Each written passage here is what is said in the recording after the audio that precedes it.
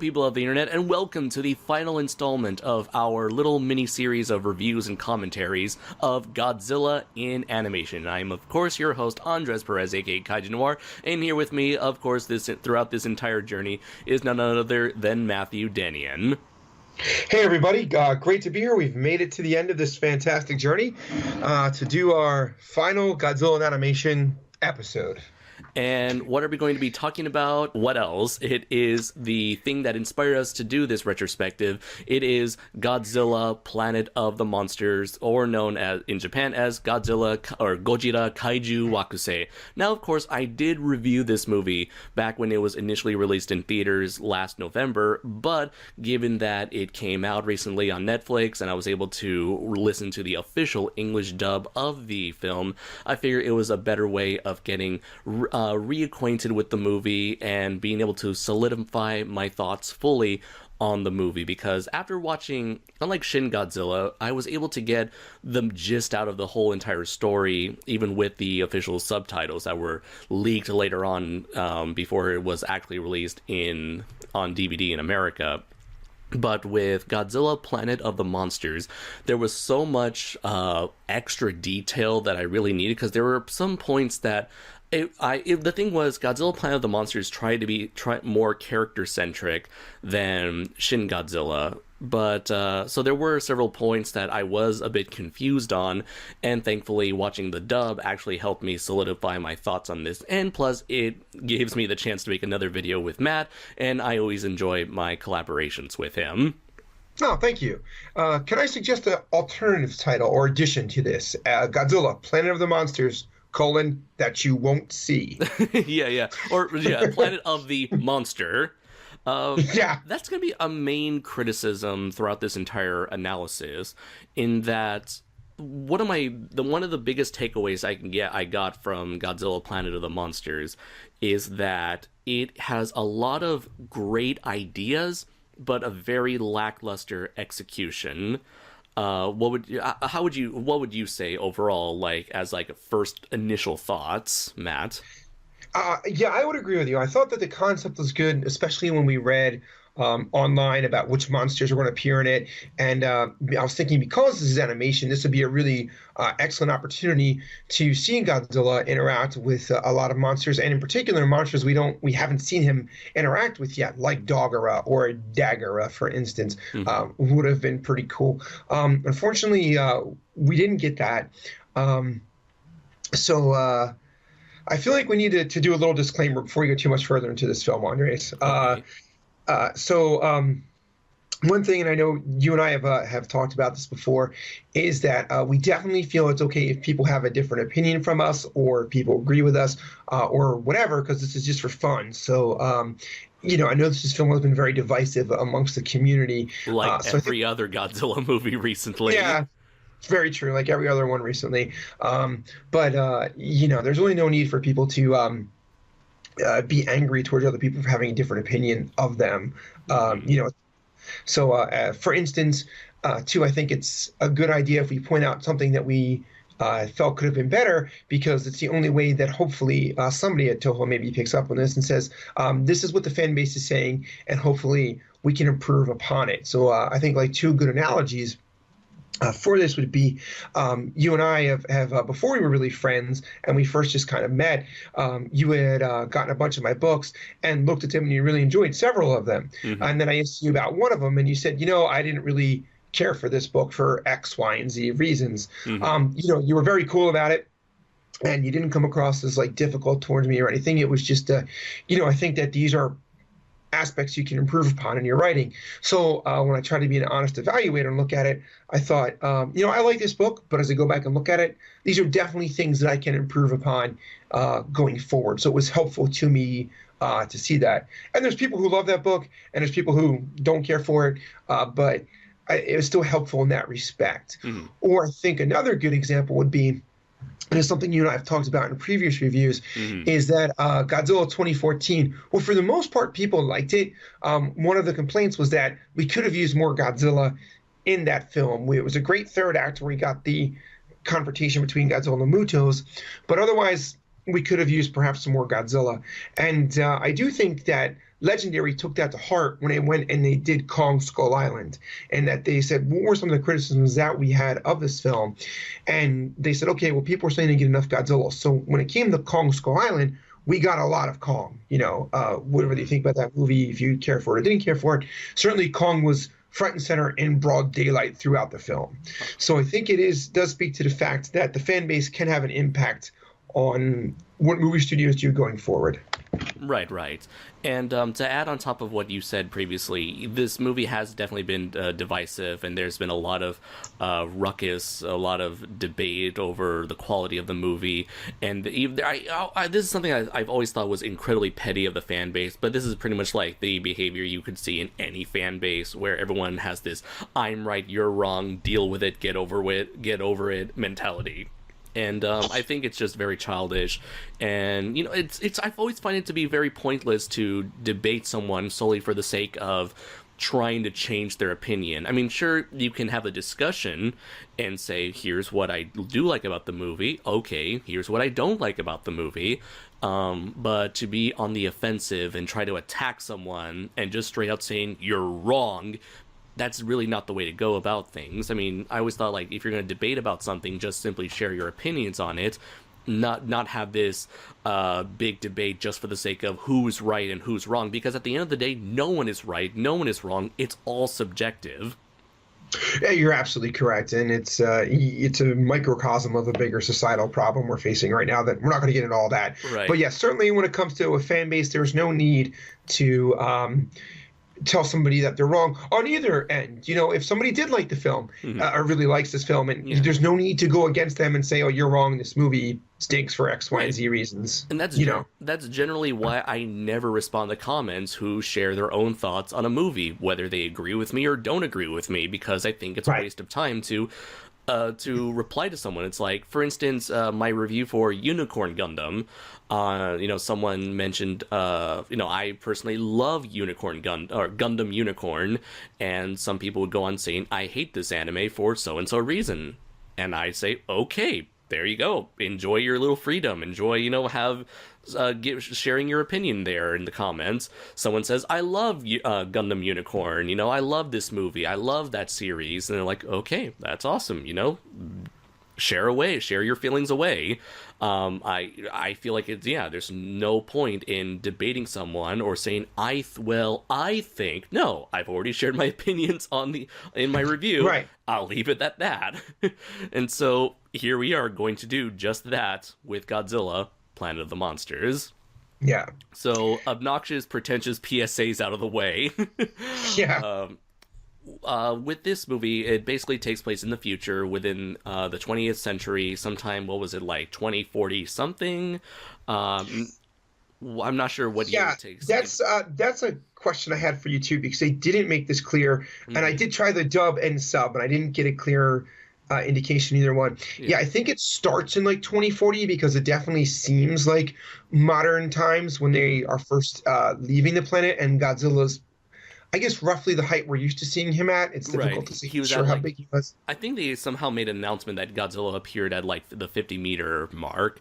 But basically, this is sort of like a Destroy All Monsters sort of situation where a bunch of monsters started popping out all over the world.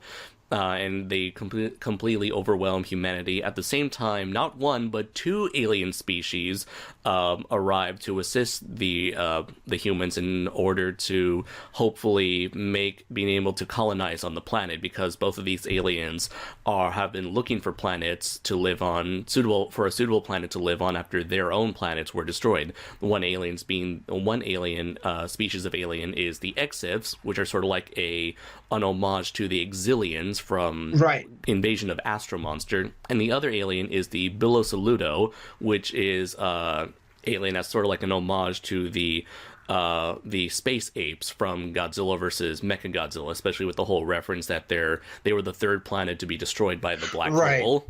Right.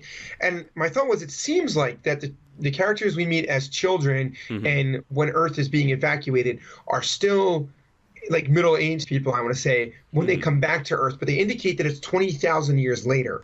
So, right. They take their alien. I'm guessing that they're Well, then Sorry, you're breaking up. I said, oh, I'm sorry. I thought, were they going by the principle that if you travel at the speed of light, that time moves much slower for you than it does for the spot that you left from? Yes. They didn't really say. Uh, Okay. yeah.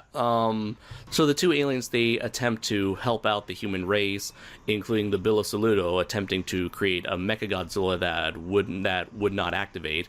But at the end of the day, the humans decided to abandon the planet, and so with the help of the Exifs and the Billo Saludo, they end up leaving the planet, abandoning it, and for the next 20 years, they attempt to look for a new home. They end up being unsuccessful, and so 20 years later, we meet our main character, Captain Haruo Sakaki, and through a lot of exposition, the humans decide to return to Earth to utilize a plan that Haruo Sakaki made in order to take out Godzilla. So by the time they arrive on Earth, they realize that a lot has changed and that Godzilla is still around, and apparently is the only giant monster around, as far as we can tell, outside of the Servum, which are a race of strange plant-like dragon creatures that share the similar DNAs to both the plant life and Godzilla himself.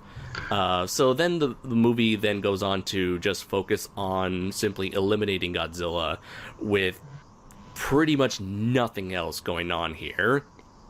Yeah, there wasn't much else. They touched on a few points that I thought could have been interesting, but then they didn't really delve into it very much. So, for instance, they kind of focused on the fact that they're running out of resources and overpopulation is becoming an issue.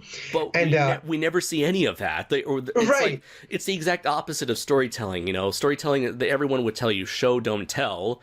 But instead, Right. they tell and not show. They just show, like, when they say show how bad of a state humanity is in, all they show is like maybe a total of like 20 people just leaning on walls in empty hallways.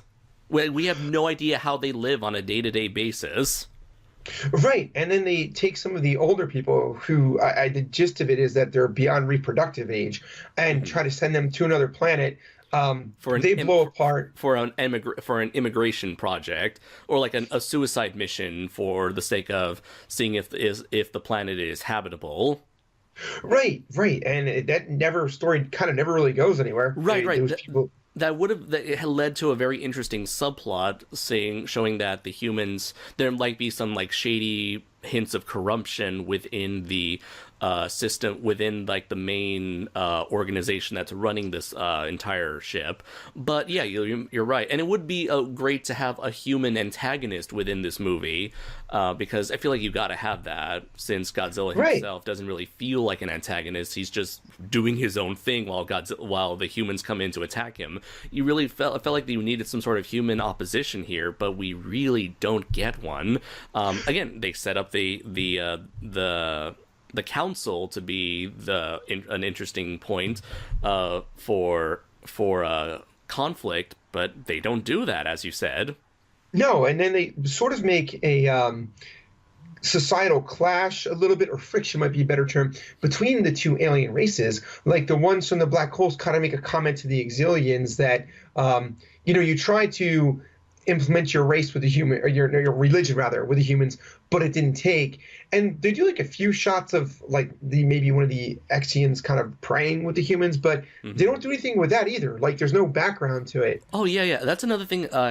It's great that you mentioned that, because you bring up two interesting points. One is that we have no sense of how the three alien races coexist with each other. There's no societal classes, there's no conflict, we don't see for all we know, though, we only really see like 2 or 3 members of each alien race aboard this giant ship. So we have no idea how these 3 alien races coexist with one another. We have no idea if there's any sort of racism, if there's any sort of segregation, if there's any sort of prejudice among all of them. Nothing. We have no idea of what their relationship is. In fact, this movie does in terms of the character designs, I didn't even knew these dark-skinned characters were aliens when I saw the movie for the first time. Like that was one of the two biggest things that I realized upon seeing the English dub of the movie, is that I didn't know those creatures with the weird porcupine beards were supposed to be aliens. I just thought they were black people with poorly modeled hair. Right, I can totally see that without any kind of dialogue to go along with it, because even the Exians, they like kind of have slightly pointed ears, like a Vulcan, but otherwise they look. And the fact that they are wearing completely different costumes, that's another thing. Right, right. Yeah, they all kind of dress like strange, like priests, or like kind of have like somewhat like Indian-inspired garbs. And again, I feel like because this is animation, you could have made the aliens look significantly different from humans without any additional cost that you need for a live action shot like that, with makeup or prosthetics or CGI or however you wanted to go about it. Right, right. You know. But plot point wise, yeah, we don't know what. Is this like a Federation type setup, like from Star Trek, where they all get along, or is this again something else like you had mentioned, where one class kind of rules over the other? They made it seem perhaps that like the ape race was maybe a little bit more assertive, more warlike and aggressive. Right. They're the ones that build a giant robot to, in an attempt to fight Godzilla. Meanwhile, the Exiv seem to have more of a spiritual sort of guidance in terms of helping out the humans. Right, but go ahead. Again, it's just never explained, and it's never really set up. One of the Exians helps out Captain Haru, the hero of the show. But yeah. Their relationship's never explained, like why he decides to help him out. It's interesting in that case, but it's only interesting because it's the only real relationship we have throughout the whole movie. Right. Another thing you mentioned, like you refer to the dark-skinned creatures as the space apes. I know you only made that point because they're meant to be an homage to the space apes, the simians, or the aliens from the third planet from the black hole. But here's the thing. Here's like a very a very disturbed realization I made a couple days ago. Toho, or Polygon Animation, maybe both, ended up turning the space apes into black people. Yeah, I know. They turned the apes into black people. Yeah, they really did. There's just there's no nice way to say it. They did. To put things bluntly. Now I know maybe they're not supposed to be black people because they're just people with dark skin, but again, you look at those characters, you think, oh, they're black people with poorly modeled hair, but no, they're supposed to be aliens. And that's the thing. As soon as I made this realization, I thought to myself, oh shit, oh no, Toho, why would you do this? But of course they are a society, blocked out, isolated from the rest of the world, so they probably didn't even put a second thought into this. But I'm not gonna make the movie out to be racist. I don't want to make any claims of racism.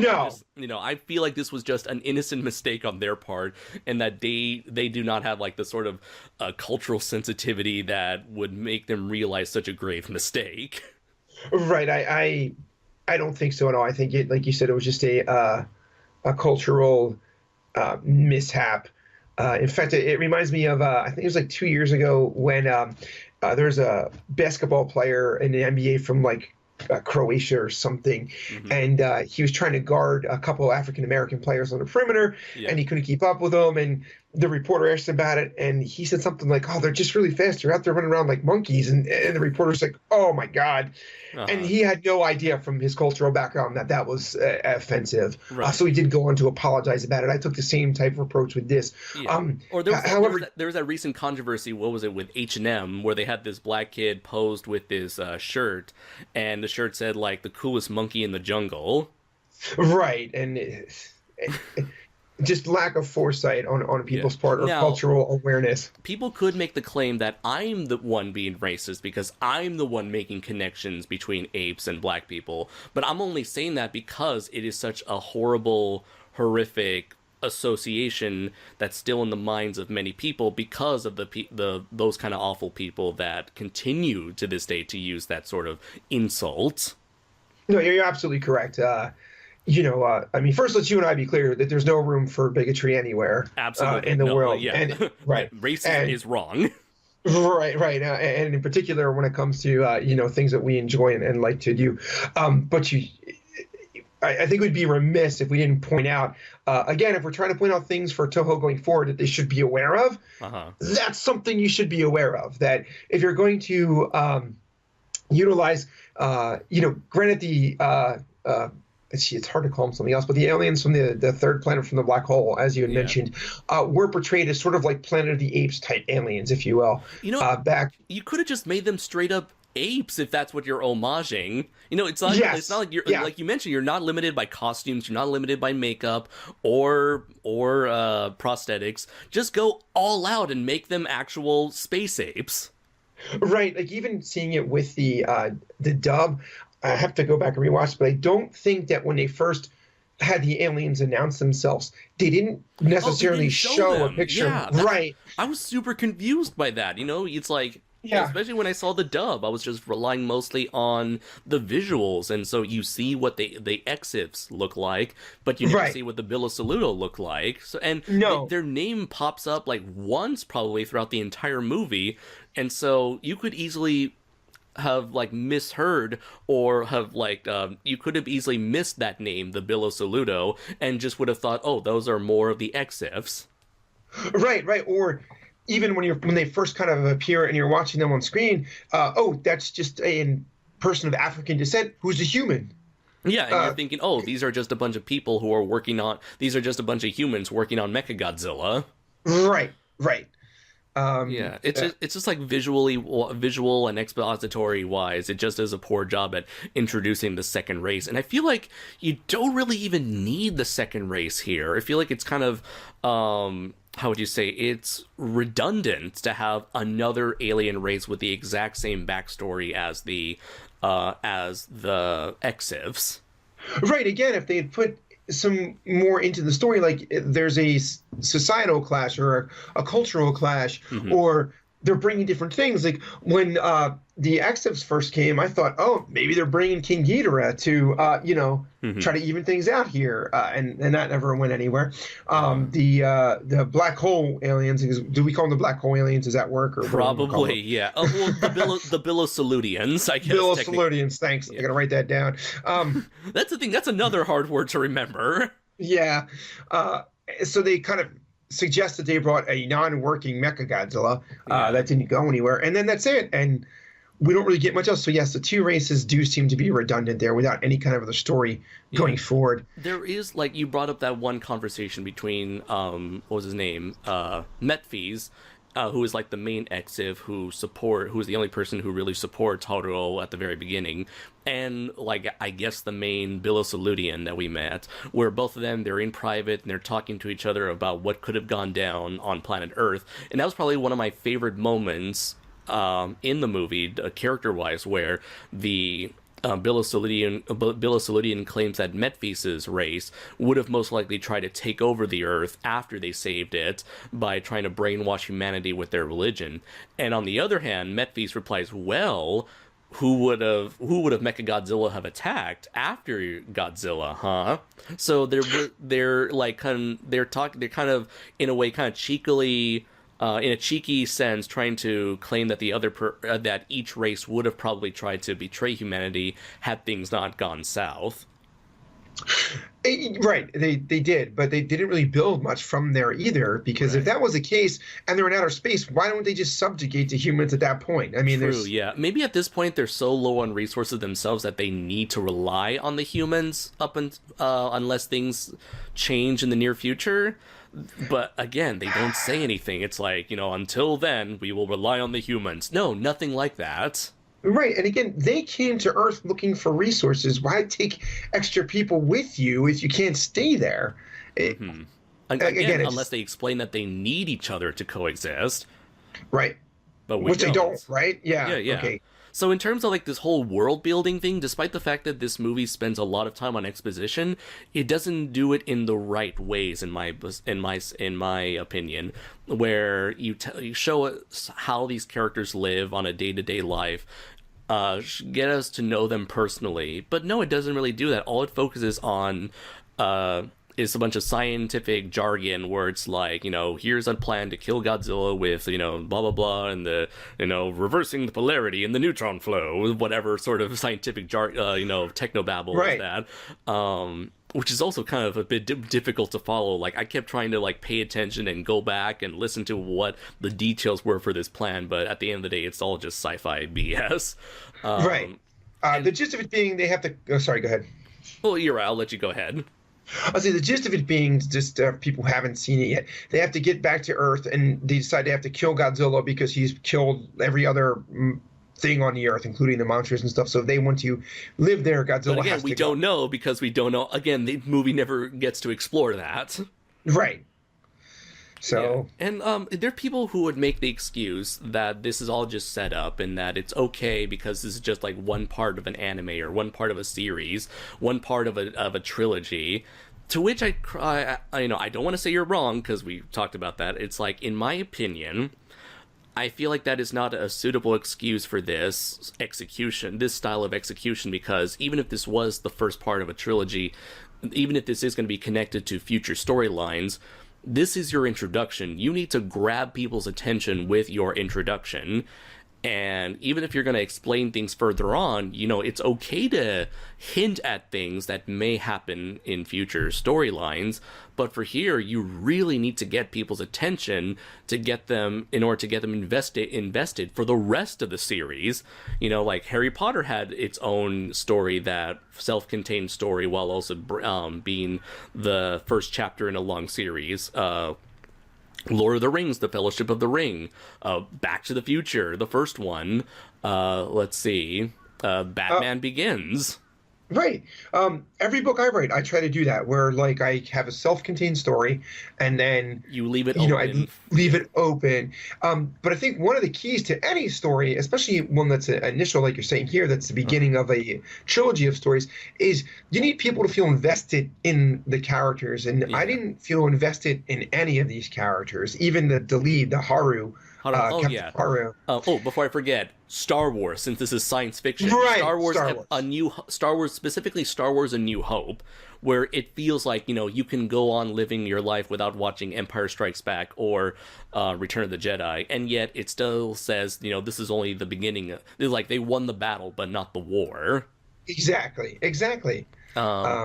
Okay, so let's talk about Haruo Sakaki. So this is an individual who lost his parents by Godzilla, directly through Godzilla's actions, and since then he's held this intense grudge towards him, and so he grew up for 20 years with his hatred for Godzilla growing deep inside him, and so ever since then he has been studying old archived information that is secretly passed on to him by Metphis. And Metphis, he is an ex-Sith priest, and he has he is very fascinated with Haruo because he believes that Haruo has this sort of devotion and dedication to what he believes in far more than any other human aboard this ship.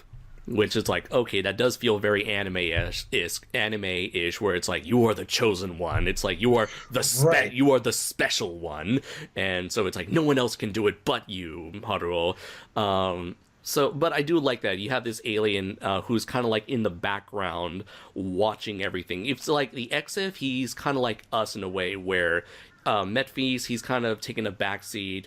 He doesn't really have any sort of stake in the war between humans and Godzilla. He's just very interested in seeing how the whole thing plays out. And I thought that was kind of interesting. And I don't know what they plan on doing with this sort of deal, but I was somewhat interested in that. With Haruo, he does have a lot of dedication, and he's very passionate. But the thing is, I wish that he had someone else to talk to him, someone else to interact with other than Metphis, because Metphis, as we mentioned, he's a very passive character. He doesn't really have any sort of personal gain in this whole situation. So he's, as interesting as he is, potentially, he's not someone we can connect to on a personal level. Um, Right. He's I thought that they might cast him perhaps as like a Mr. Spock type character where he, kind of mhm. was the more logical approach to it, but they didn't really do that. They had like the one female lieutenant who might have Y- filled that role. Yuko, yeah, yeah. The Right. the thing is, like, the only person he ever really cared about, which is his grandfather, is eliminated at the beginning of the movie. And I will admit that for me personally, that introduction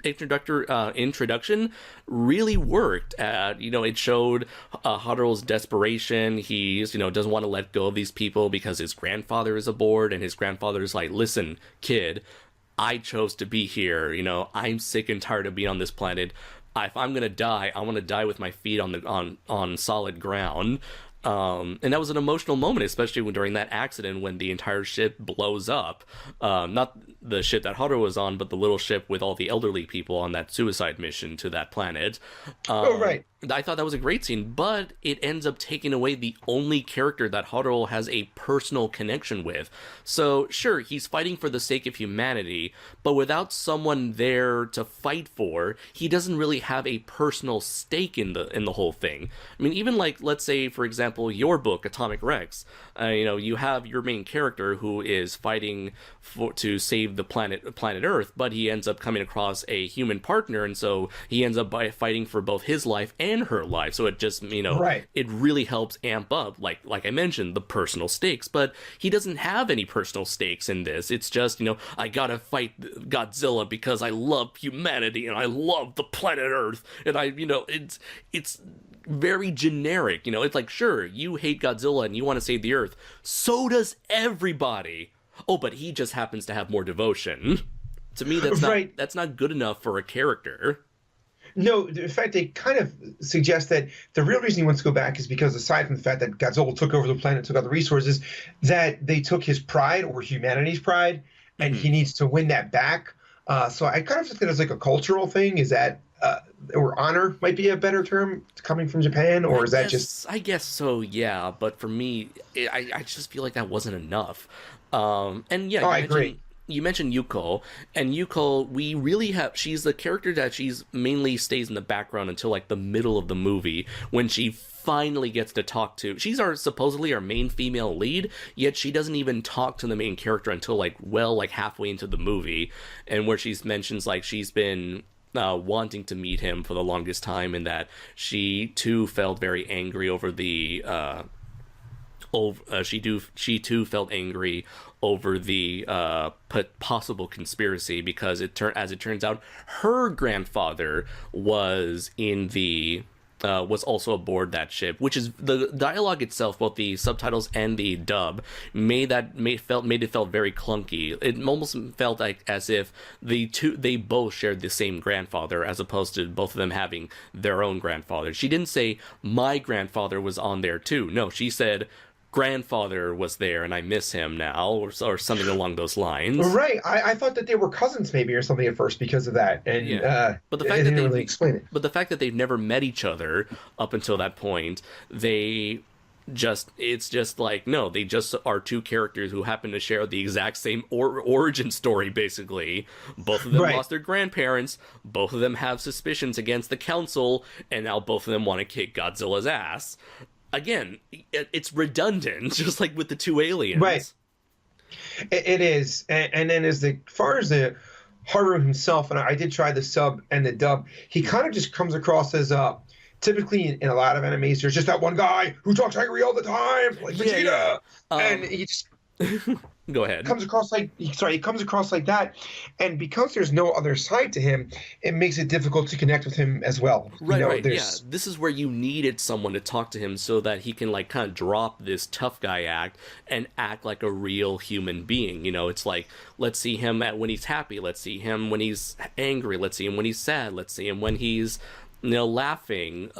See him like a normal human being with a range of emotions. Instead, he's just angsty and angry all the time. It's like, Godzilla, that bastard, we're gonna kick his ass. We're gonna take our planet back. he just, every single line of dialogue that comes out of him is, we gotta kill Godzilla, we gotta save the planet, and it gets very tiring, especially when there was that moment where they find a bunch of buildings where it looks like the buildings themselves have fossilized over time, and that the plant life itself has kind of grown around those fossils and have preserved the shape of these buildings.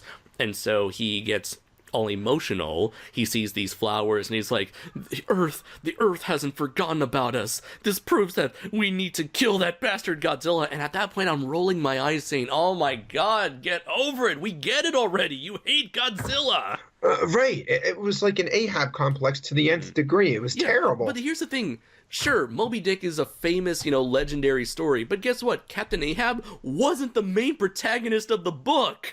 Exactly. He was a character that another person was interested in studying when he joined him. Right. Or they used a similar approach to Samuel L. Jackson's character in Kong Skull Island, which we got a little bit more depth from him. Plus, we get other characters to go around with too. Yeah. And Sam Jackson's character, he had an entire crew that he had a personal connection with. He had a backstory. We see that he is a soldier who is who's way too dedicated. His pride's been hurt through the war, and he has no life to return to back home. Right, and people he commanded were killed by Kong. In this case, the grandfather was killed. We know that, but otherwise, it's they don't do a good job of building any personal connection there. Mm-hmm. And then there's the whole thing where they try to build some sort of connection between Haruo and Yuko, but the problem with Yuko, they try to do this somewhat of a character arc with, where she was inspired by Haruo's actions at the beginning of the movie, and throughout the entire movie, she sees him going out of his way to fight for what he believes in, and so she's inspired to take the charge against Godzilla after Haruo goes in trying to execute his plan to kill Godzilla. Again, that's a great idea, I think. Have one character who is very timid and shy looking, but ends up trying to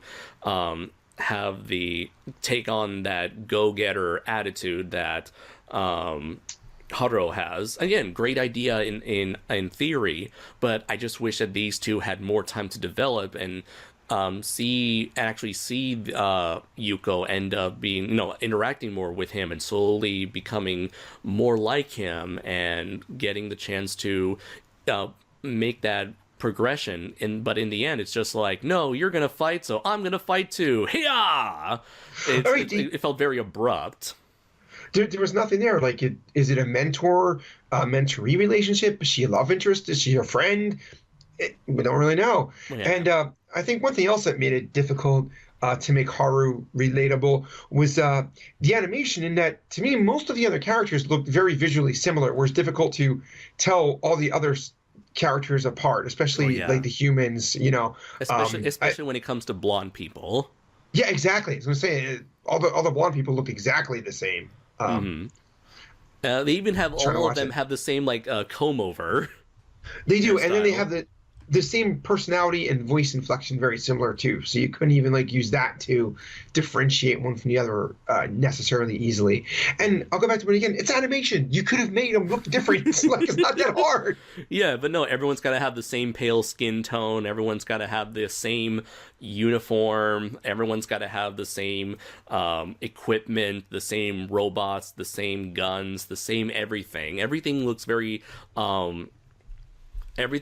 similar. Everything looks like has this sterile look to it. I feel like they didn't really go far enough with the designs, like character designs, mech designs, sci-fi designs. I guess for some people this would look very interesting because we never seen this level of sci-fi before in a Godzilla movie. But compared to the dozens upon dozens upon dozens of science fiction media that is out there, a lot of this art design, art direction feels very generic.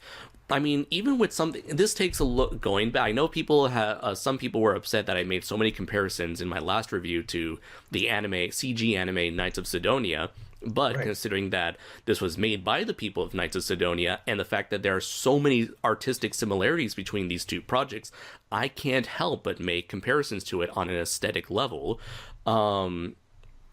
But yeah, it does have a lot of similarities. But even then, I feel like even Knights of Sidonia had a very interesting and beautiful look to everything. Everything does have that white and sterile look, but at least like the colony itself looked beautiful. There were so many layers to this space colony. We see so many aspects of their life on aboard that space colony, and here we see just like maybe a couple empty hallways and a couple of these electronic boardroom meetings, and the only personal room we explore is Haru's cell room, which is meant to be empty and depressing looking. Right. We have no kind of context about what society they have formed in the 20 years they've been out in space to connect with that either. They could have gone like a Battlestar Galactica type route, or, where we see different systems set up, and they didn't do anything like that. And like you said about the animation, when I was watching it, because it seemed to me to use like a lot of computer animation, I was thinking of the 2005 film Megadon, the Monster from Mars. I know you've reviewed that before, Yeah. right? Oh, that Whereas, takes me like, back. yeah, but I was thinking like this movie was done 13 years prior to this, and I felt like the animation in Megadon was better than it was in this film. Yeah, the thing is, this movie tries to go for a cel-shaded approach where they wanted to imitate like that movie Negadon was really going for a realistic approach to their character designs and animation, where it wanted to look like a live action movie. Here, it just wanted to look like anime in a three-dimensional space. And I've seen this done a lot of times, especially in like video games that are based off of an anime. Look at any Dragon Ball Z game. They all try to go for the cel-shaded approach, where it tries to replicate the look and feel of the anime, while of course, having 3D graphics. And a lot of that's been a trend that's been happening within the last, I want to say, within the 2010s. It has certainly grown in popularity of the idea of having CG anime.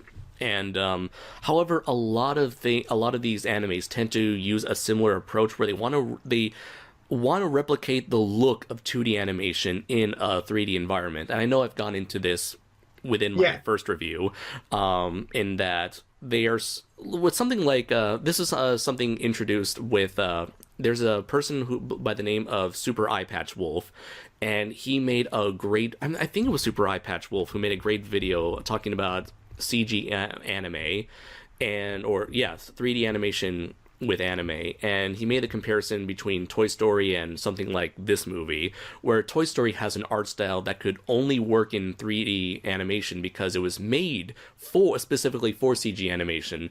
Meanwhile, all of these CG animated projects are utilizing an art style that is still very much integral to 2D animation and trying to make that 2D art work in 3D instead of trying to make something that is specific for 3D. And it's just not blending right. At least it didn't in this film, in my opinion. Okay, to me, I thought it worked for the most part. But there was another thing that I really, really hate that a lot of Japanese CG animators tend to go for. With Japanese animation, it has always had a lower frame rate than American animation. I'm not sure what the exact numbers are. I want to say maybe American animation goes by 24 or 25 frames per second, while Japanese animation goes like 12 frames a second. And that's kind of originated from the budgetary constraints of the Japanese animation industry, all the way back to the days of Astro Boy. So that was like a limitation, and they turned that limitation into an art style, kind of similar to what Godzilla was. The reason why so many Godzilla movies continued to be a man in a suit was because that was just a tradition made out of a limited budget.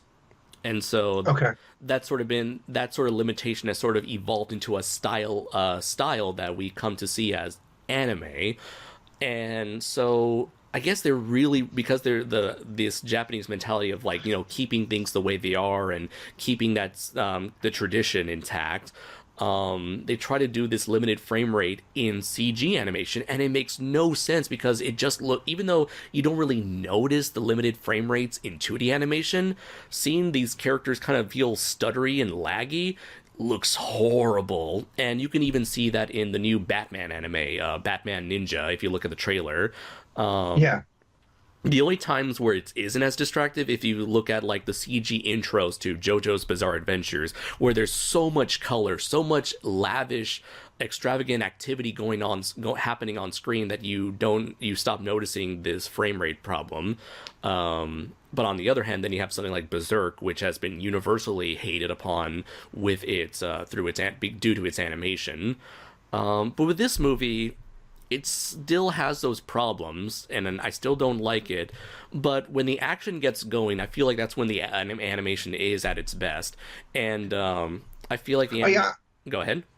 I would agree with that. The animation does look good when the action picks up with the Godzilla attacks. Mm-hmm. And I feel like, that's when the animation is at its best. And but yeah, so while they do have that stuttery, laggy problem that I dislike in CG animation, I feel like it does it better than a lot of other projects, especially once again going back to Knights of Sidonia, where you have these characters who would remain perfectly still in the background. These are background characters, so there's no point in animating them. And if this was 2D animation, you really wouldn't notice that these characters are standing perfectly still while having their mouths flap open.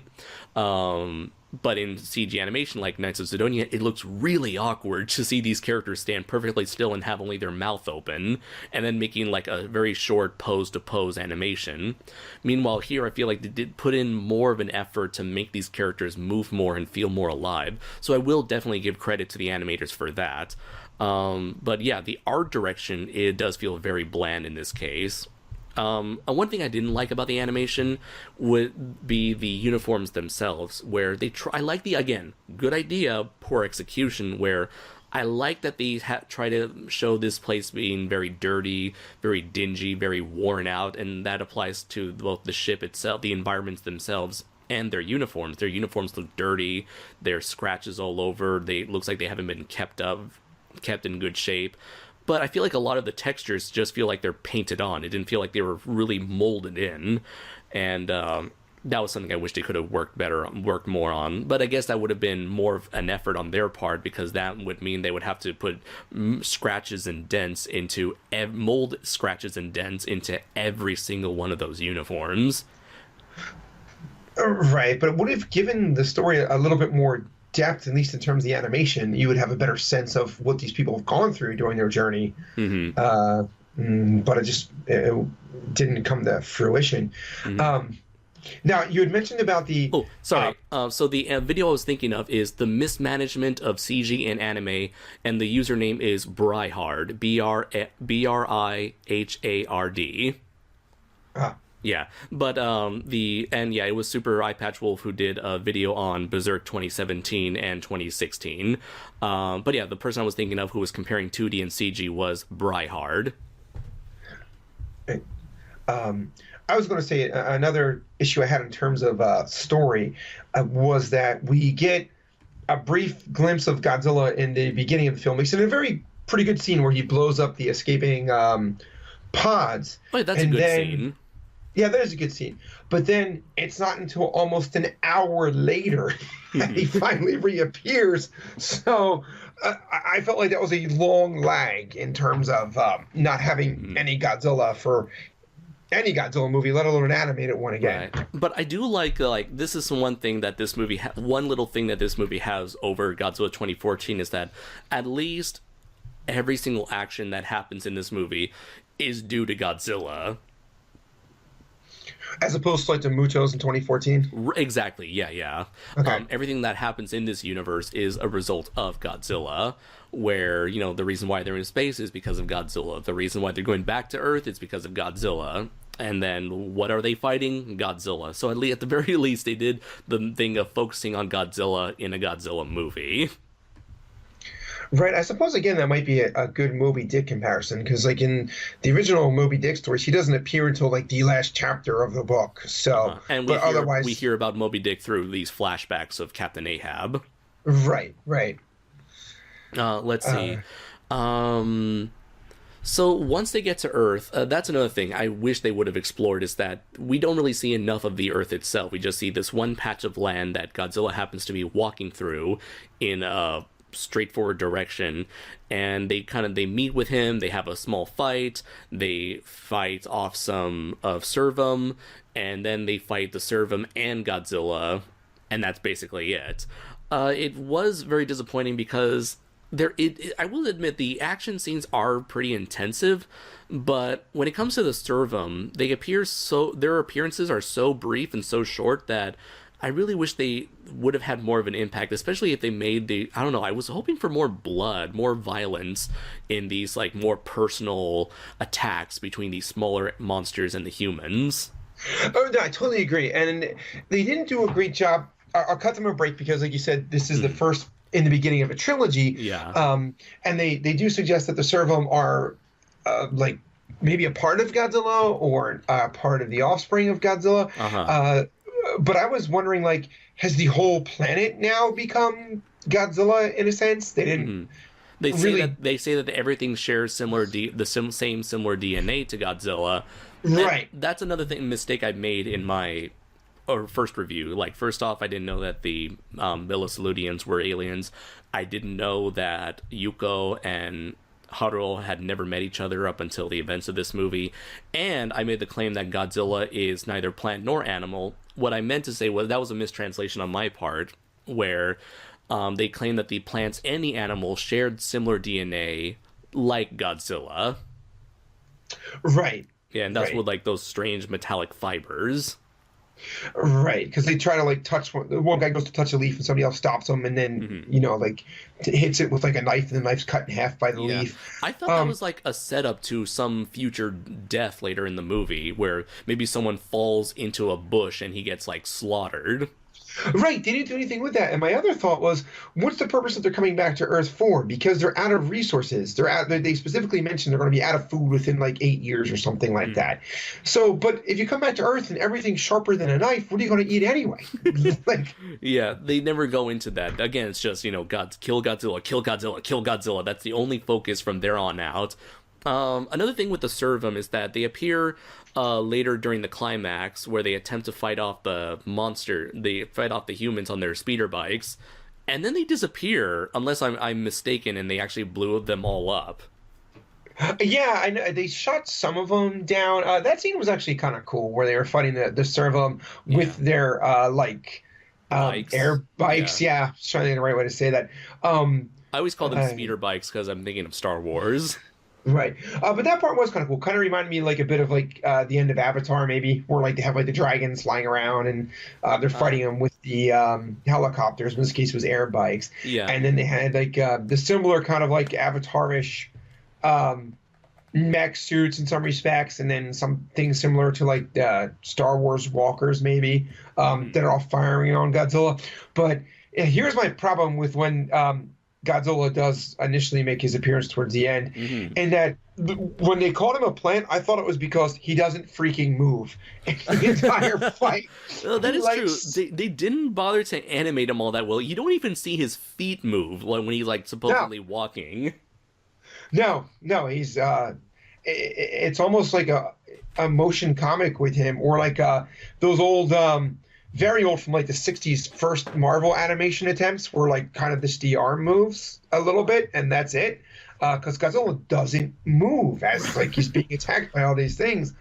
I will say that when he does move, it is pretty entertaining on like a visual level. Right. But that's what. Go ahead. One scene? Is there one scene where he's moving into the valley? I think that's about it, right? Yeah, it's pretty much the valley. Oh, when he attacks one person makes that sacrifice to distract everyone, to distract Godzilla so that everyone can escape. He's looking down. I feel like any time you have this big giant behemoth looking directly at you, for me that always is a very effective shot. And I do like that they try to put these like crickety metallic scratching noises anytime he is like moving or twisting and turning. That was kind of neat too, which again led maybe to the idea that he is part of the planet in some respect. But again, they didn't delve into that too much. Yeah. So As for like a personality, Godzilla really doesn't have one. I mean, it is interesting to imagine a Godzilla who comes in. He's like supposedly the new kid on the block, but he ends up kicking everyone's ass. He's like, "F you. This is my planet. This is my domain." But again, we don't see that because I feel like that entire introduction, that entire like flashback to how humanity got to this point, that would have made for a very interesting much more interesting movie. yeah, in fact, you're right. If they want to do a setup for a 3-part movie, I feel like the whole five. You still there? Yeah, I'm still here. Okay, I was saying, so I feel like the an interesting introduction would have been to have shown us when the other monsters started to attack Earth and what an issue it was, and then perhaps show when Godzilla comes in and takes out the other monsters, then maybe end it with one of the alien races showing up. That would have been, I feel like, a much better story to introduce us to. Mm-hmm. And by then we've already had an idea of who Sakaki is, Haruo Sakaki is, and would have been Right. like, say, okay, now we know this character, we've been with him. Oh, cool, now he's an adult now. Oh shit, what's gonna happen now? Right, he could have taken, if Godzilla had killed his grandfather, he could have given it like a Batman type-ish arc, where, because his grandfather was killed, he feels the need to take down the person that killed his grandfather, and maybe any other monster who's around, because that's just the way he feels. Yeah, but it's like, you didn't really need to kill the grandfather. You already killed his parents. I feel like that's Right. motivation enough. Well, redundancy is big in this movie, like we've been saying. I mean, like with Batman, you don't kill the parents and the butler. No, you keep the Right. butler to keep the Batman, Bruce Wayne, down to earth. Right. That's why they shot Haruo into space. He wasn't going to stay down Earth. Yeah. Let's see. Anything else to get into without going to exposition, without going into spoilers? Let's see. Well, I think that's generally it because there's just not that much to talk about. Like all the characters are just there for exposition. Yuko is underutilized. Metphis is underutilized. Haruo isn't given much character depth. The world isn't given that much depth. Godzilla isn't given that much depth because all he does is walk, and occasionally shoot his blast. Okay, how do you feel about the execution of the atomic breath? I'm just grasping at straws here. A lot of Godzilla fans would be obsessed over something like this, but I feel like that wouldn't be necessary in any other Godzilla movie, but considering this is one of the few, like, brand new things they introduced into the mythos, and again, I feel like I'm grabbing at straws here. No, I'm with you. I thought it was okay. Like the kind of like building up in front of him before it's shot out. They also do kind of develop this, what I thought was interesting, at least, idea that Godzilla has a personal shield that generates around him. Which is why he's indestructible. We haven't really seen that before. It's either been explained that he's just got a very thick hide or that he heals extremely quickly. So you do still explain that he heals pretty quickly, but apparently in addition to being able to generate his blast, perhaps the same organ generates this shield that makes him more indestructible. I do like that idea, and there was a throwaway line where someone mentioned that they threw some, like, a number of whatever number of megaton nuclear bombs at him, and it did nothing to him. And then there's if you look in the background, the flashback, you'll see this like a satellite image of like the entire southeastern portion of the United States gone with huge craters, and it would say like nuclear attack is unsuccessful. So, like, you would see all these places like Arkansas, Ohio, Tennessee, Virginia, West Virginia, all these lower parts of the United States gone. Right. And Godzilla, and that still wasn't enough for Godzilla. No. Which was cool. So they made him pretty strong. What did you think of the breath in this one? I thought it was very interesting in that the breath doesn't really come out of him. He forms this bubble, and so then the bubble kind of concentrates on the area that he's facing, and so he opens his mouth, and that kind of like direct order to direct the information, direct the nuclear blast away from him. And I do like the dub actually refers to it as a nuclear breath. Yes, it did, which was interesting instead of... I don't think we've ever seen someone refer to it as a nuclear breath before. No, certainly not in the animes we've covered so far. Yeah. Or the animations, I should say. Oh yeah, or any at least any other Godzilla movie I'm talking about. Like we've never really heard anyone refer to it as a nuclear breath, even though that's what No, we the fans refer to it as, not just right, oh Godzilla breathes fire, right, which I guess has been brought on because of stuff like the Hanna-Barbera show. right. Yeah, absolutely. Let's see. But yeah, it was very unique, very interesting. Um, and I guess for credit, I will definitely give the entire ending, without spoiling it, I will give a lot of credit to the climax. And because I think that's when the animation and Godzilla and the music and like the lighting, the setup, everything works there. I just really wish we had that same level of excitement and dedication throughout the whole movie. Yeah, I will give credit to the score for this film. I thought was pretty good. Yeah, with the score, a lot of people, there have been a lot of people go again, just like everything else in this movie. People are going back Right. and forth on the score itself because it's made by the same person who did Godzilla versus Space Godzilla, and I think one other movie. I think it was Godzilla 2000. I could be wrong though.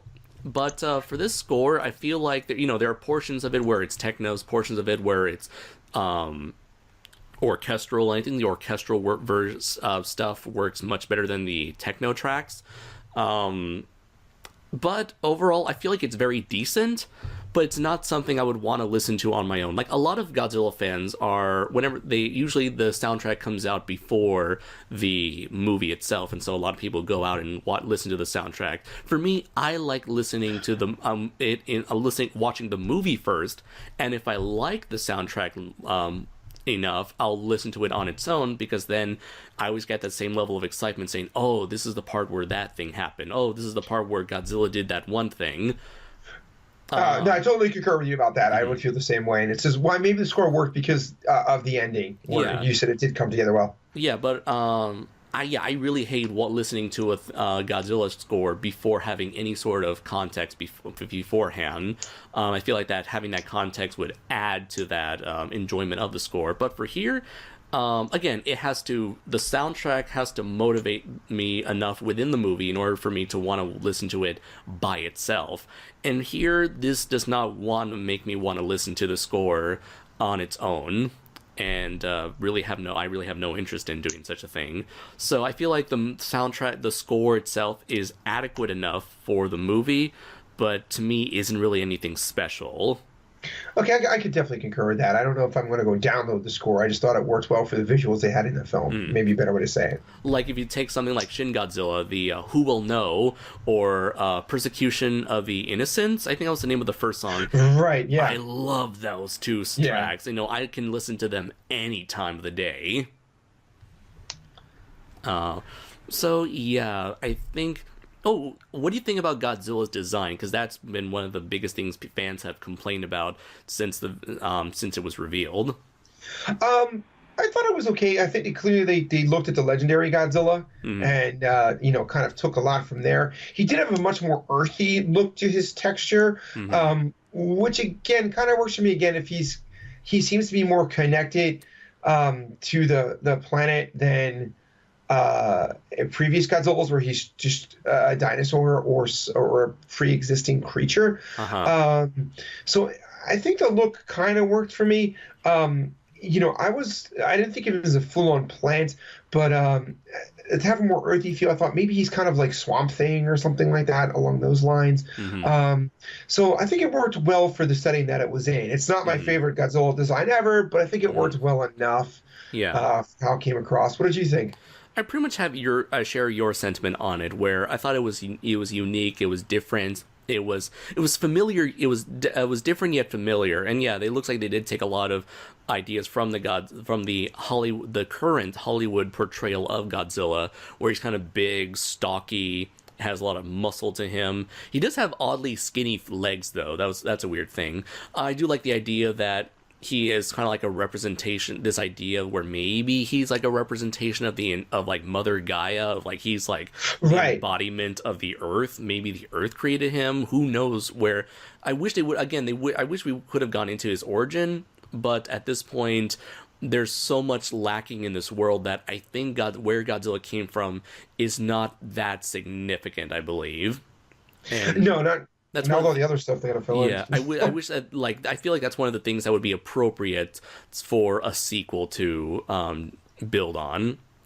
But yeah, I do like the plant thing. The more I look at it, the more I get used to it. It's definitely not my favorite.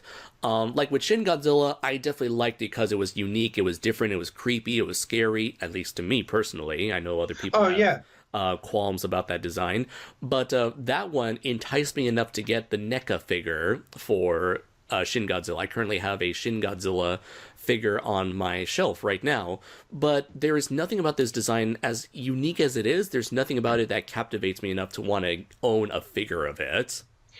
No, which I think is definitely something that they would want to hit with the Godzilla fan base, is to up fan sales. But like the Shin Godzilla, I kind of like because it looks kind of zombie-ish. Like you said, it's very horrifying. To me, this one just almost looks like an animated and more earthy, again, I hate to keep using that same term, not sure what else to say, version of the legendary Godzilla, where I didn't really feel the need to rush out and buy the figure, you know? Even legendary Godzilla, I got a figure of that character. Oh, of yeah, that yeah, as version. do I.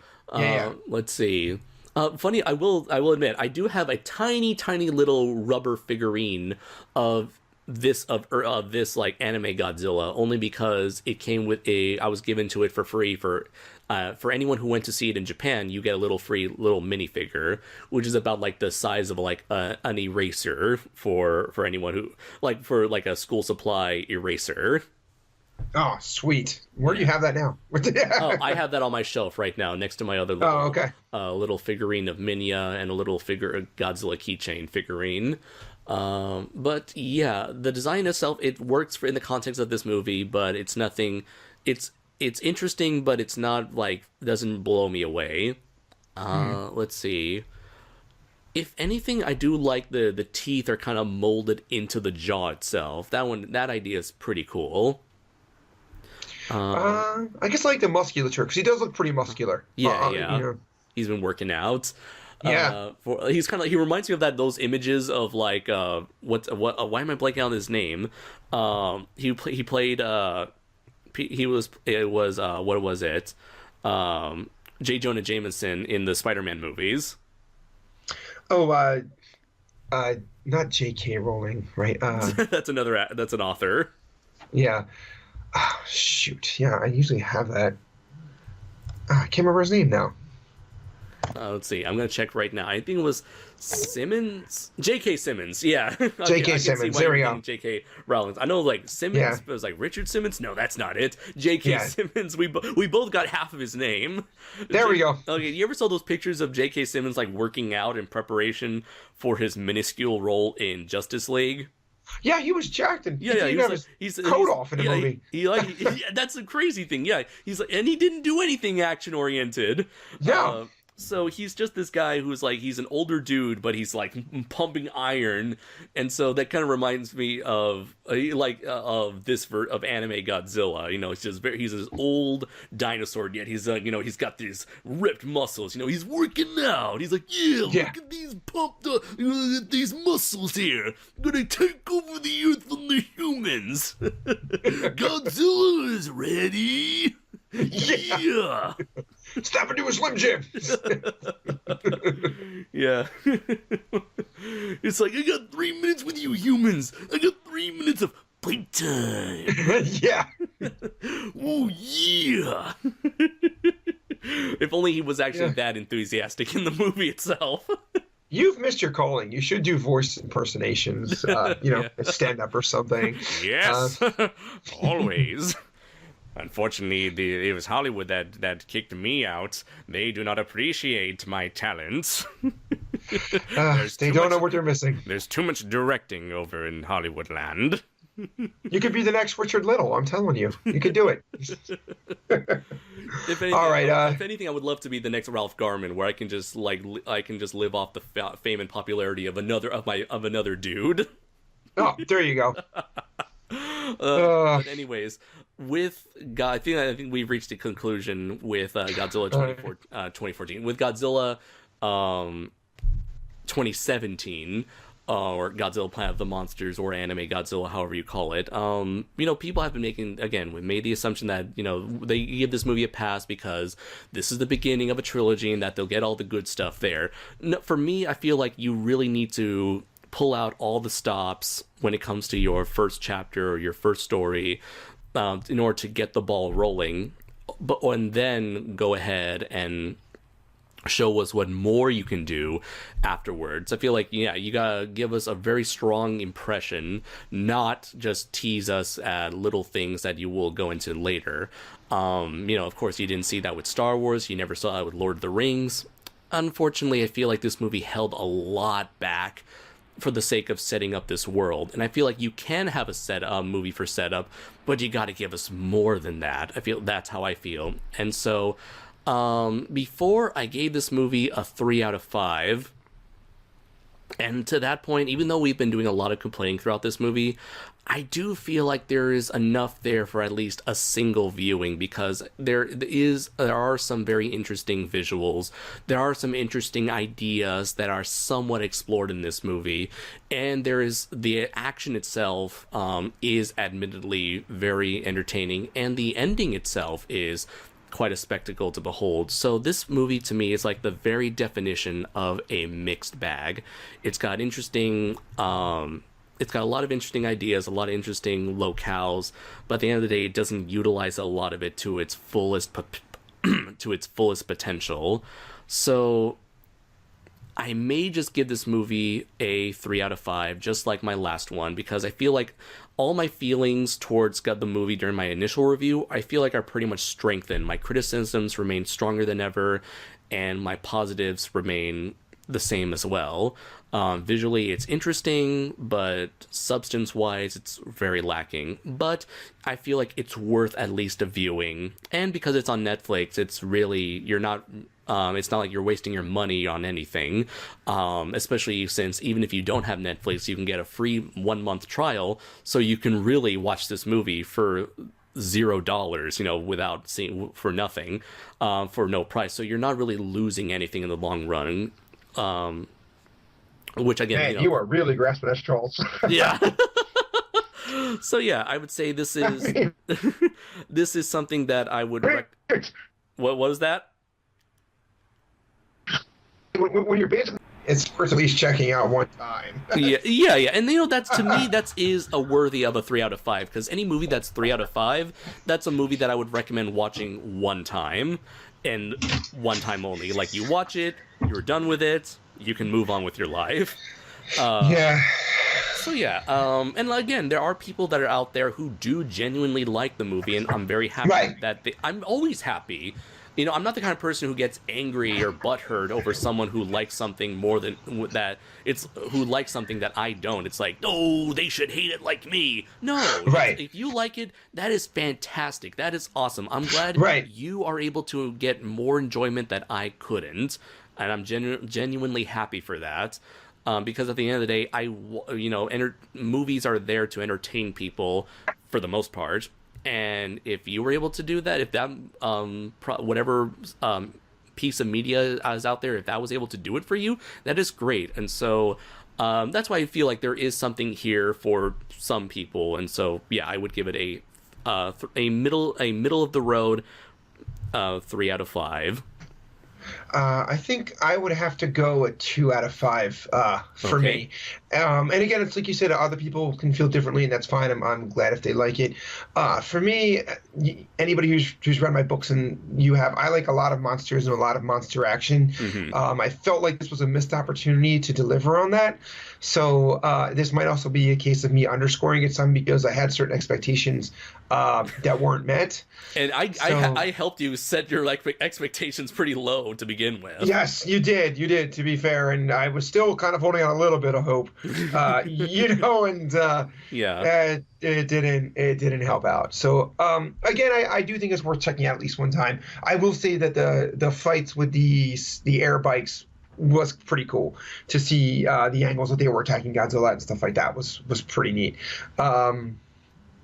Oh man, I'm trying to think of some other positive things to say. The ending was kind of cool. I mean, Uh-huh. do you want to go into the ending now, or? I feel like yeah, we've given our final thoughts, so we'll talk about the ending. So everybody, if you haven't seen the movie or if you just don't care, we're gonna talk about it in three, two, one. So yeah, as it turns out, as it turns out, the Godzilla we've been following this entire time wasn't exactly the real Godzilla, but rather Minya, basically. This was Manila, Planet of the Monsters. Right. This was the son of Godzilla's movie, and it turns out, like, you know, at the end, by the time they kill Godzilla's son, they realize it's not the original Godzilla, saying, like, there's no way evolution would allow such a creature to remain the same even 20,000 years later. And as it turns out, the real Godzilla pops out of hiding. He's gargantuan. He's amazing. You can feel the weight of his every action, and he kicks humanity's ass. And put in the JoJo's Bizarre Adventure to be continued meme right here, where Right. everything freeze frames and you see to be continued and you hear the song The Roundabout.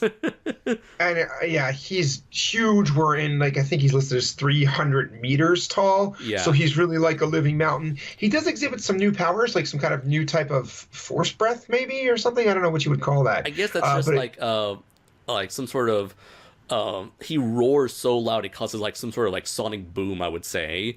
And Right. he does this And- tail swipe, which kind of seems to form a laser of some kind. Not sure if that's a real laser or if that's just like the way, like a physical manifestation of the wave that the wave force, gust of wind that he's making.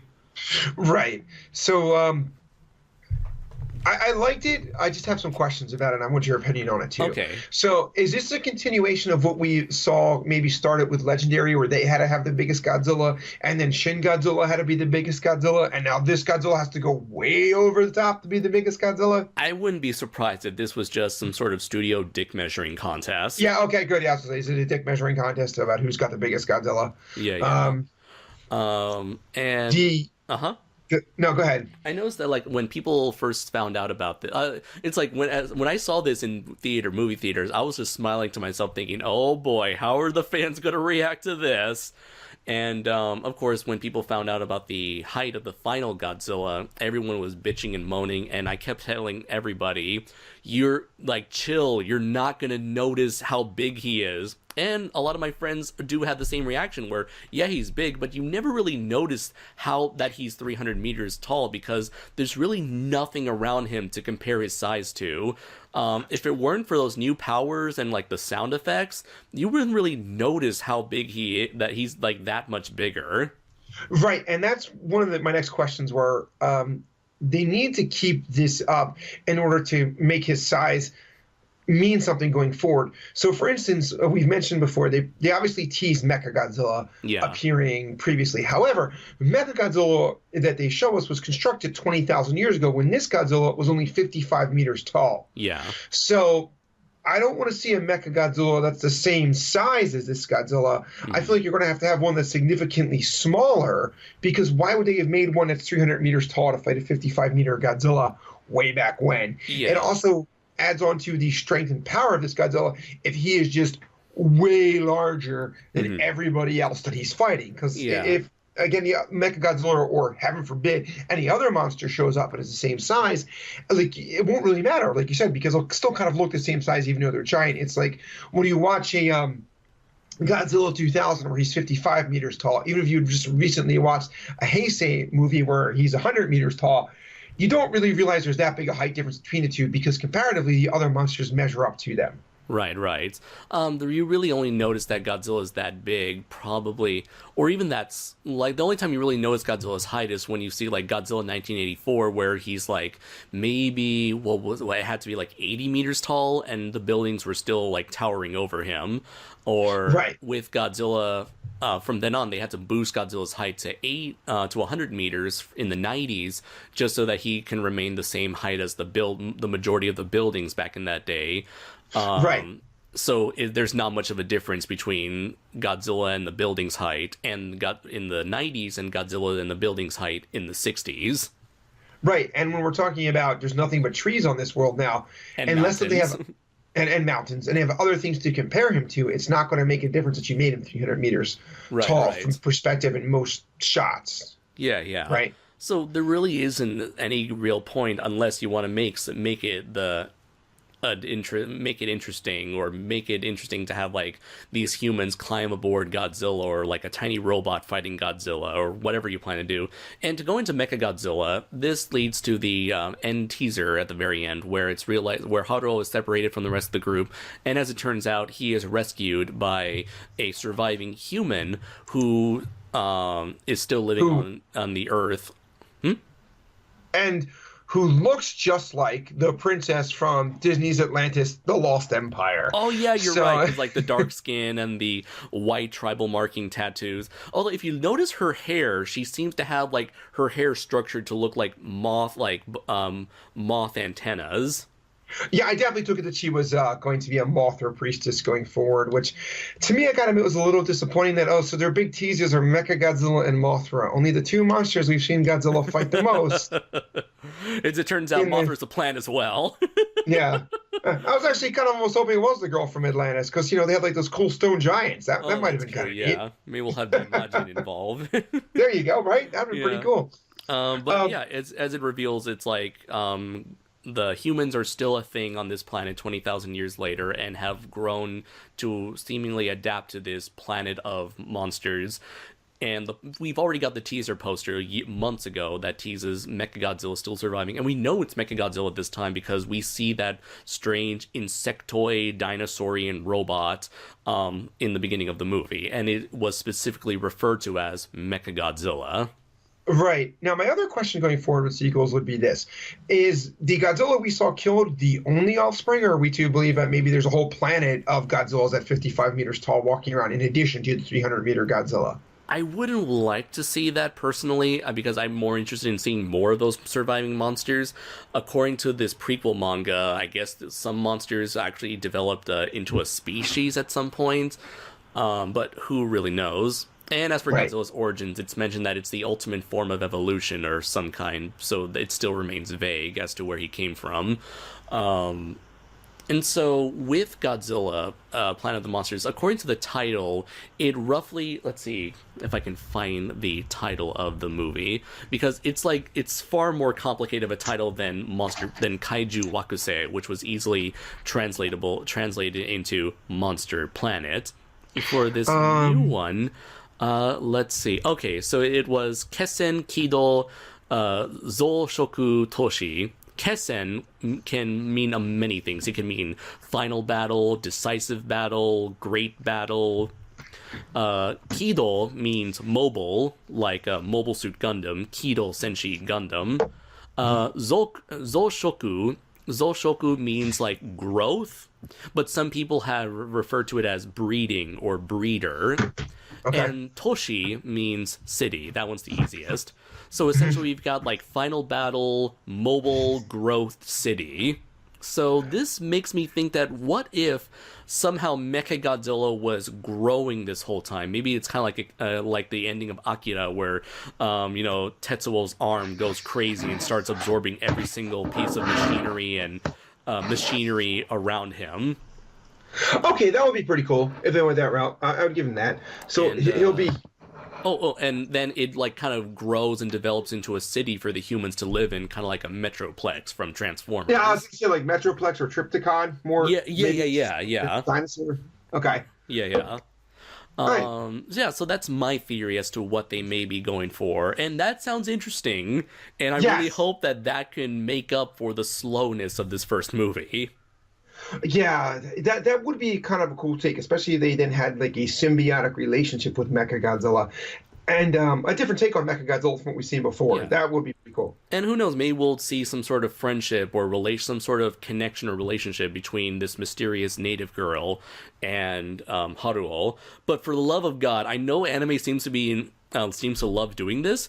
Do not make a love triangle between Yuko, Haruo, and this native girl. Please don't. I don't know why. I always this was immediately a narrative turnoff for me. Or maybe it's because I'm the kind of person who doesn't really care so much for like romantic triangles, like love triangles, love squares, but don't do it. Please don't do it. Yeah, it is. It is sort of a topic that's beat to death in a lot of, not just anime, but a lot of movies. Yeah.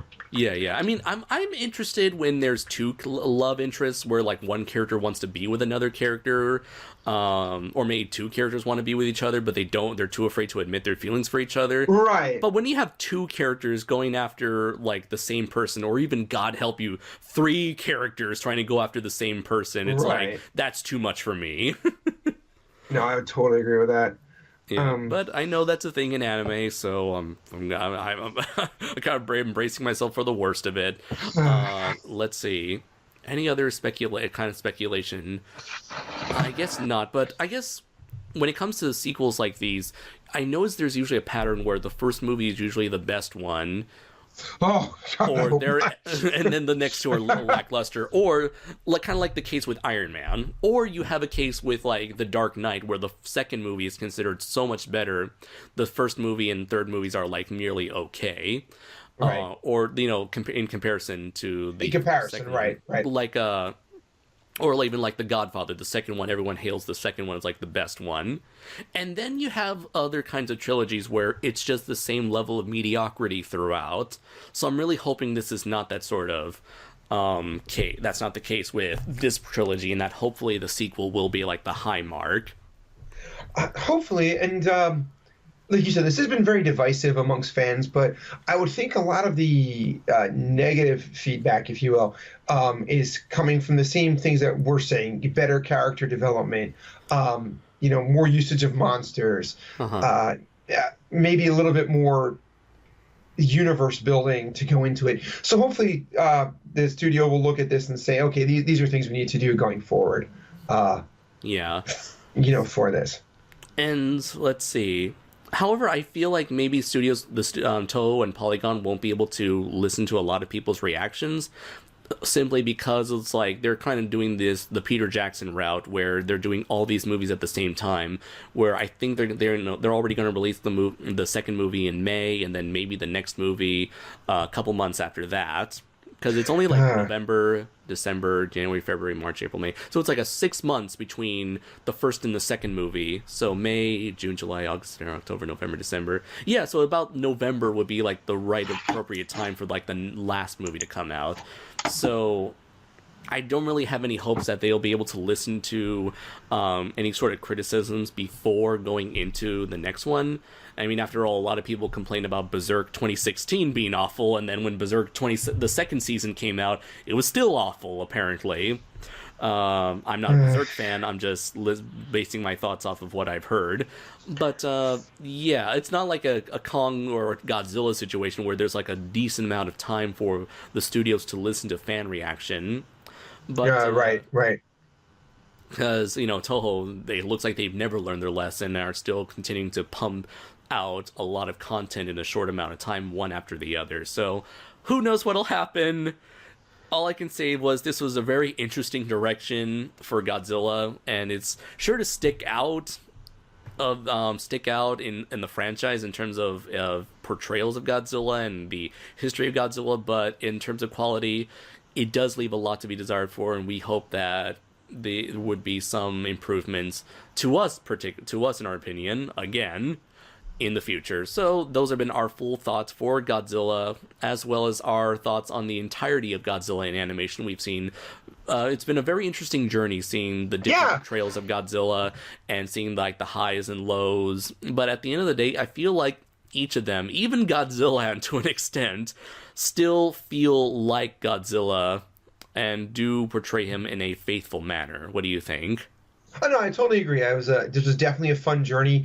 All of the films and series that we looked at were enjoyable. They all captured Godzilla pretty well. And like you said, even ones like Godzilla Land, which you wouldn't think did capture aspects of him. And things like the 98 series did a much better job of capturing the spirit of Godzilla than the film did. So it was really fun. It was really fun to do this with you. And I enjoyed doing it with you, and I hope the fans enjoyed it as well. So. Me too, man. So, just since we ended things off with your announcement of the Kaiju versus Cancer project, and since then we've had a couple more people come in to be part of this endeavor of yours. And so would you like to once again go over this project for those who may be interested?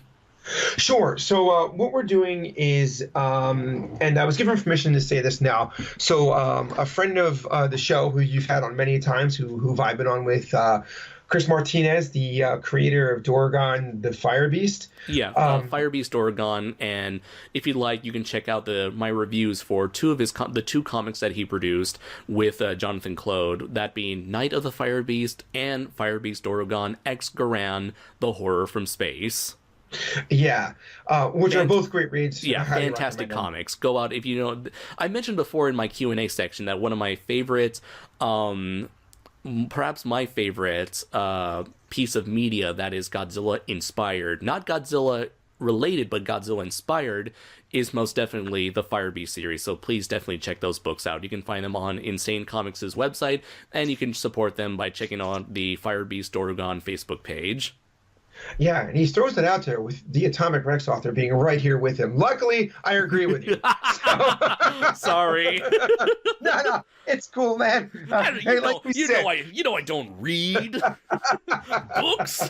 What are those? I prefer I need pictures, man. I'm a visual connoisseur. Don't expect me to be reading shit. Oh, sorry. In all seriousness. No. It is cool. I love Chris's series as well. So it's all good. But unfortunately, Chris was recently diagnosed with cancer. So he and I were talking, and I came up with this idea. I said, Chris, we should do something positive if we can with this. So I had said to him, why don't we make a fundraiser? We'll call it Kaiju versus Cancer, and it's going to have two aspects to it, and we're going to donate the proceeds to St. Jude's Hospital, where they are a hospital that specializes not just in cancer research, but in treating children with cancer, because cancer is horrible for anybody, but it's particularly bad when a child gets it. I think that's something, with all the divisiveness in the world today, everyone can agree on that, right? I mean, kids with cancer is a big thing. So I said to Chris, what if we did a series of pictures of artwork that we're going to get put on T-shirts and sell? And we've got a lot of people who are contributing their artistic abilities and their monsters to it. So, for instance, just off the top of my head, all of my characters will be involved in this. Draco Azul from Andres here will be involved in it. Chris's monsters will be involved in it. Chris Martinez, Timothy Price. Tyler Souls with Gerontis, yes. Timothy Price and Alan O.W. Barnes with their Big in Japan series have agreed to be a part of it. Zach Cole with his Kaiju Epoch have agreed to be a part of it. Chris Nigro with Dragula and Mega Drake have agreed to be a part of this, as has my brother with his characters from the references and his Mighty Thesaurus Rex. That's a whole other thing. And then as far as artists, and help me out, Andres, because I'm sure I'll forget some, but we've got Andres, Alan L.W. Barnes, John Opal, who does all my covers for my independent books that I don't do in Severed Press. He is going to be a part of it. Who else did we just talk to today, Andres? Help fill me in for... potentially Steve Tao, aka Raptor Gear. You may know him on through his DeviantArt account, Winter and Gaia. Oh, Denny Roth has agreed to be part of it. Yeah. Let's see. We have potentially... I guess we haven't confirmed it, but we're trying to reach out to two of our friends, Keith and James. Yes. So hopefully we can bring all of those guys in, and I'm just waiting to get the official word back from St. Jude's that they will officially recognize us as one of their fundraising organizations. If they don't, we're still going to do it. We'll just have to funnel the money through me or somebody else and send it to St. Jude. But we're hoping to set it up where the money goes directly to St. Jude's. So I'm sure we're going to put a Facebook page together. We'll have links on my website. I believe you and I would definitely do a episode once this thing is fully up and running to talk about the fundraiser. And I'm hoping, I want to ask if it's cool with you, if they officially recognize somebody from St. Jude's to come on at least for a little bit. And, and talk about like a shoe watch interview. Yeah, I would love that. Yeah, I thought that would be pretty cool, and they can really talk us about where the money's going to and stuff. Yeah, Because yeah. apparently with St. Jude's, you do read a lot about. Unfortunately, a lot of charities necessarily all the money doesn't go to the thing that you're Ooh, raising yeah, a yeah. charity for. I've done some research that That's does the not world. appear the case. That's the world we live in, unfortunately. Yeah, no. Apparently, for St. Jude's, the vast majority of the money does go directly to the cancer patients and to Mm, research, as opposed mm, to other things. mm-hmm, So anyway, this is going to be a really good. I've already got Chris Martinez doing the first couple mm-hmm. uh, shirts that we're going to put up for sale. He's doing one of Chimera from my book Chimera Scourge of the Gods with Triceras, who's one of the main characters from his Doragon series.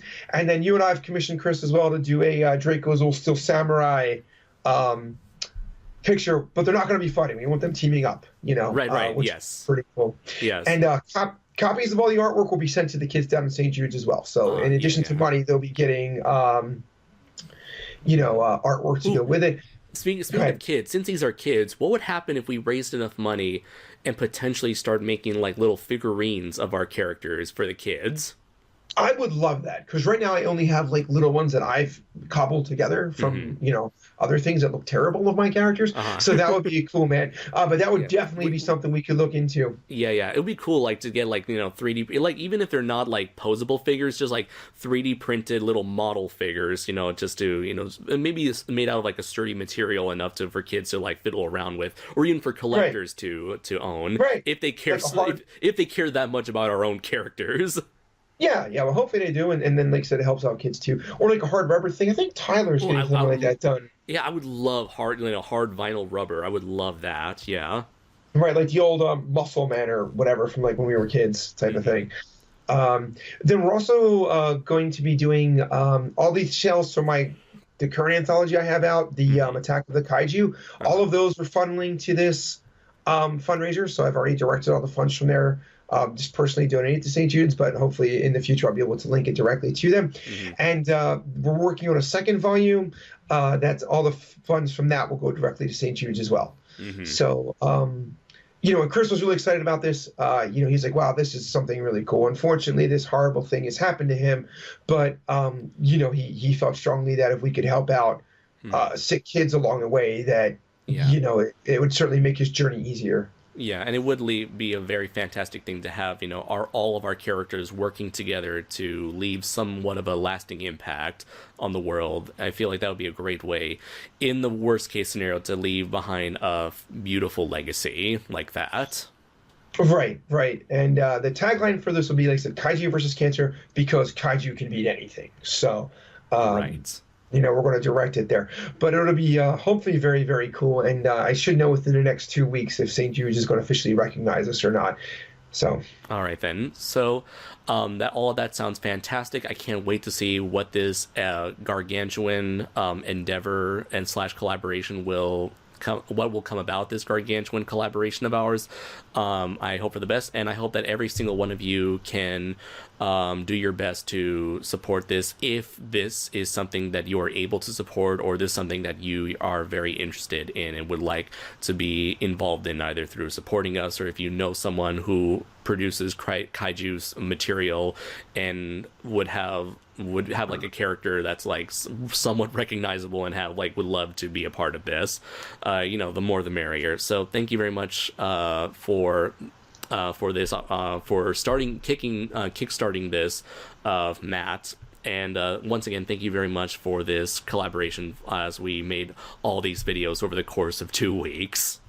yeah, it was a blast, man. I really had Mhm. fun doing it with you. And one thing I want to say too, how cool is it that all these other original kaiju creators agreed to come on just about automatically? It just shows what a tight knit and caring community the kaiju community is, if you will. Yeah, I mean, a lot of people would point out to the certain more obnoxious part of the fan base when it comes to, I feel like, creators. A lot of them are, through my experiences, have been some of the most amazing people I've met in the fan base, and I do not regret meeting any of you guys. In such a case, you guys have been amazing. You guys have been a source of inspiration for me, and I would love, I feel like it's been my I feel like I made it my mission I hope this doesn't sound pretentious in any way, to give you guys the recognition you guys deserve, even with my with a channel as relatively small as mine. No, not at all. And we greatly appreciate it that you do that for us, because you've had me on many a time. By now, I know you've had Chris Martinez on. You've had Tyler on, right? James and Denny as well. Right. So a lot of people kind of in that community. So it's a very awesome community. And we're gonna do something positive with this. Absolutely. Absolutely, man. So let's see. And I do want to give a big special thanks to Brayton Connor. He did the intro for this Godzilla animation series. And a big thanks to Enshoma for providing all the little title card slides that we've been scrolling, that you have been seeing as we've gone through this entire video, through these different videos. Yeah, great job by both of them. The intro in particular was fantastic. I watched it like 10 times when you first sent it to me. So. All right. So in the meantime, you can definitely just follow Matt Denny, and where exactly? On Facebook, Matt Denny is my personal Facebook feed, and Matthew Denny is my author one, but I'll be happy to see you on either one, and also at MatthewDenny.com. Okay, excellent. And you can, of course, find me here on the Kaiju Noir channel. You can find me on the Sons of Serizawa Facebook homepage. You can follow my comic books progression on the official Primal Warrior Draco Azul Facebook page.